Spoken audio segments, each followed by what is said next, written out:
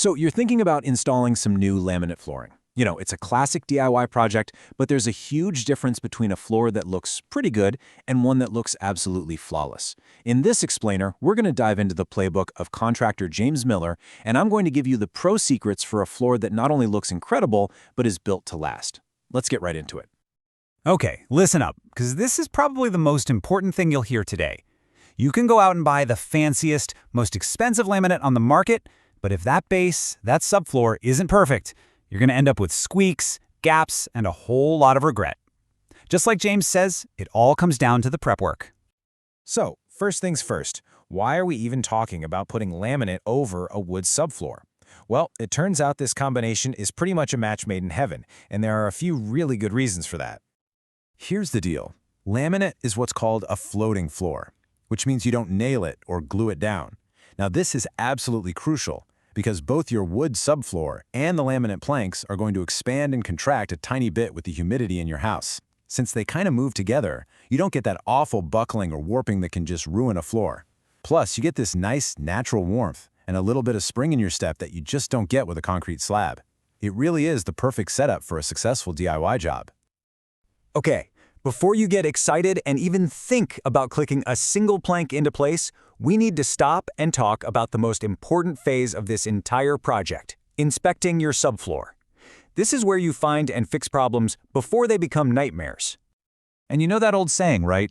It has never been more true than right here. Spending just a little bit of time checking your subfloor now will save you from a whole lot of headaches down the road. Seriously, whatever you do, do not skip this step. So, what are we actually looking for? When you're down there on your hands and knees, what are the red flags?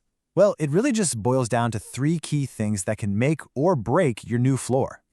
Here's your 3-point checklist. First, walk over every single inch of that floor. Feel for any spongy or soft spots and listen for those annoying squeaks. Both of those are signs of loose boards. Next, check for levelness. This one is non-negotiable.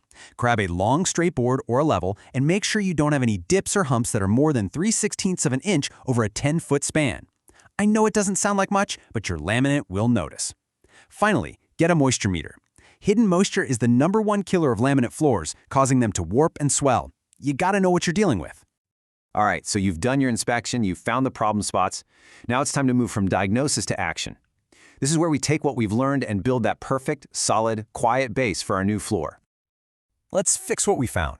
For any of those squeaks, just drive some long screws through the subfloor and down into the floor joists below to cinch everything up nice and tight. For leveling, you'll want to sand down any high spots and use a self-leveling compound to fill in any of the low spots. And last but not least, clean. And I mean really clean. Even a tiny little pebble or some leftover sawdust can create a really annoying bump under your new floor. So sweep it and then vacuum it until it's absolutely spotless. Now, the final step in our prep phase is the underlayment. This stuff is the unsung hero of your floor. It gives you a little cushioning, it dampens sound, and it smooths out any of those tiny little imperfections. Foam is a great, easy-to-use, budget-friendly option. It's perfect for beginners. But if you want to upgrade a bit for way better sound absorption and a warmer feel under your feet, cork is an absolutely fantastic premium choice.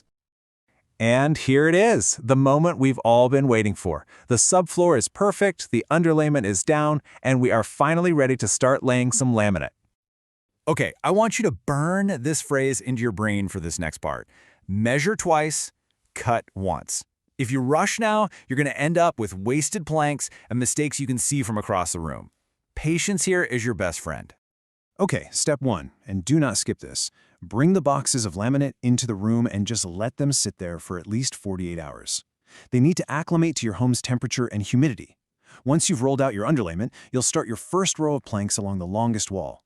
Use 1/4-inch spacers between the planks and the wall. This creates an essential expansion gap.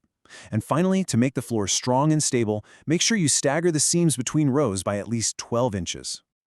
Now, to connect the planks without damaging that click-lock system, you always want to use a tapping block to gently nudge them together for a super tight seam. When you get to tricky spots, like a doorway, just slow down.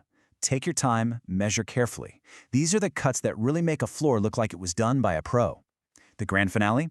Pull out all your spacers and then install your baseboards or molding to perfectly hide that expansion gap all the way around the room. The floor's in. It looks amazing, but the job's not quite done. If you want to keep that floor looking brand new for years and years, you gotta know how to take care of it properly. Keeping this floor looking perfect is actually really simple. Rule number 1, and this is a big one, never, ever use a wet mop. Water is like kryptonite to laminate. Stick with a broom or a dry mop. Also, try to keep the humidity in your house somewhere between 35 and 65%. And please, for the love of your floor, put felt pads on the bottom of all your furniture. It's the cheapest insurance policy you can buy against scratches. Now, as much as we all love a good DIY project, it is so important to know your limits. Sometimes the smartest and cheapest move you can make is to call in a professional. If during that inspection you find major structural damage, signs of a serious moisture problem, or if your subfloor is just wildly uneven, it's time to call an expert. Same goes if your room has a really complex layout with tons of weird angles and tricky cuts. A pro has the right tools and the experience to get it done right the first time, which can save you a fortune in the long run. And really, that's what it all comes down to. Trying to save a little bit of money by tackling a project that's way over your head can end up costing you so much more later on. Knowing when to call for help isn't a sign that you failed as a DIYer. It's a sign that you're a smart homeowner. So there you have it. That is the pro's playbook for a perfect laminate floor installation. From that first crucial inspection to laying the final plank and taking care of it for years to come, you are now totally equipped with the knowledge to get this done right. The only question left is, where are you going to start?